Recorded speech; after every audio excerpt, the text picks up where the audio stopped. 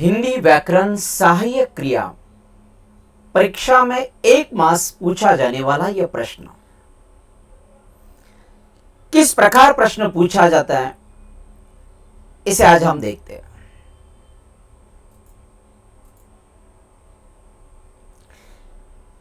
क्रिया किसे कहते हैं? वाक्य का अर्थ पूरा करने वाला शब्द क्रिया कहलाता है। वाक्य का अर्थ पूरा करने वाला शब्द क्रिया कहलाता है। जैसे एक एग्जांपल देता हूं कल मैं पढ़ाई। वाक्य का अर्थ तो पूरा नहीं हुआ। कल मैं पढ़ाई करूंगा। यहां क्रिया के साथ जब सहायक क्रिया जोड़ कर आती है तब वह वाक्य पूरा हो जाता है।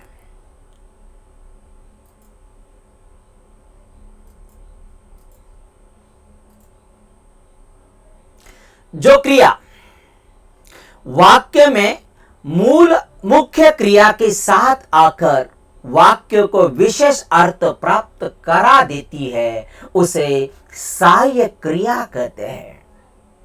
जो क्रिया वाक्य में मुख्य क्रिया के साथ आकर वाक्य को विशेष अर्थ प्राप्त करा देती है उसे हम सहायक क्रिया कहते हैं। बच्चे रेत पर घर बनाने लगे। बच्चे रेत पर घर बनाने लगे। ये सहायक क्रिया का शब्द है और उसका मूल रूप है लगना। परीक्षा में इस तरह से प्रश्न जब दिया जाता है सहायक क्रिया का शब्द अंत में ही आता है और वह शब्द लिखना है, उसके आगे सहायक क्रिया शब्द लिखना है और उस शब्द का मूल रूप लिखना है।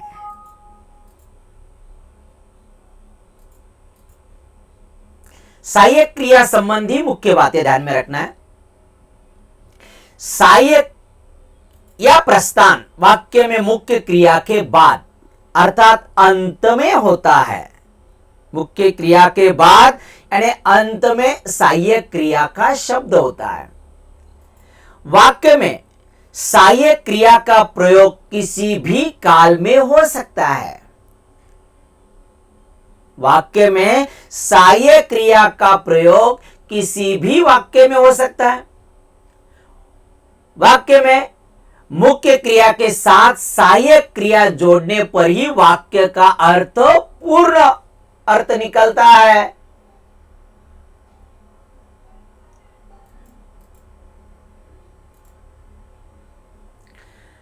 उनके शब्द मेरे कानों में गूंजने लगे। गूंजने यहां अगर हमने वाक्य पूरा किया तो वाक्य नहीं बन पाता, यानी उसे सहायक क्रिया की जरूरत है। यानी गूंजने यानी गूंजना ये मुख्य क्रिया है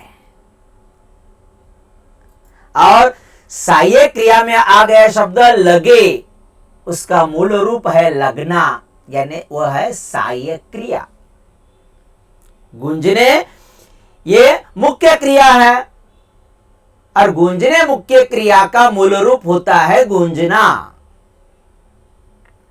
और उस वाक्य को लगे शब्द ये सहायक क्रिया का है और उस लगे शब्द का मूल रूप है लगना।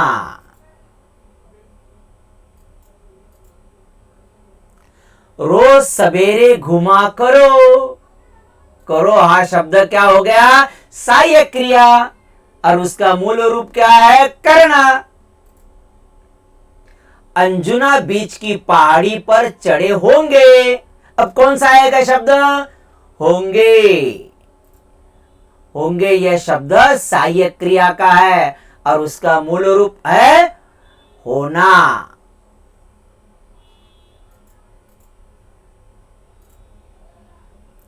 बोर्ड की परीक्षा में सहायक क्रिया संबंधी प्रश्न 2 तरीके से पूछे जा सकते हैं। बोर्ड की परीक्षा में सहायक क्रिया संबंधी प्रश्न दो तरीके से पूछे जा सकते हैं। उसमें पहला तरीका यह है, दिए गए वाक्य में से सहायक क्रिया चुनकर उसका मूल रूप लिखना है, जो अभी हमने देखा है। दूसरा, निम्नलिखित सहायक क्रिया का वाक्य में प्रयोग कीजिए। शब्द दिया जाता है और आपको वाक्य तैयार करना है। जैसे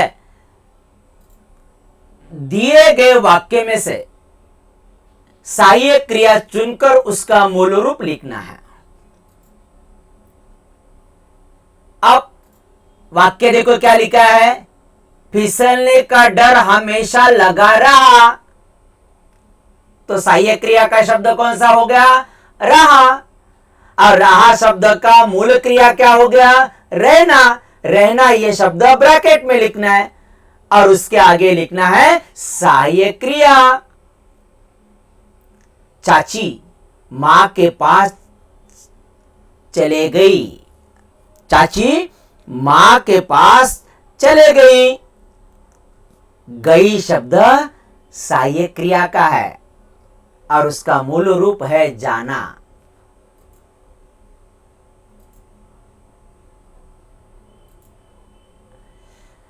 लता गीत गाती रही। वाक्य देखिए, लता गीत गाती रही। अब इस वाक्य में कौन सा रहेगा सहायक क्रिया का शब्द, जो वाक्य के अंत में आया है, रही। रही है शब्द हो गया सहायक क्रिया का, रही का रहना हो गया।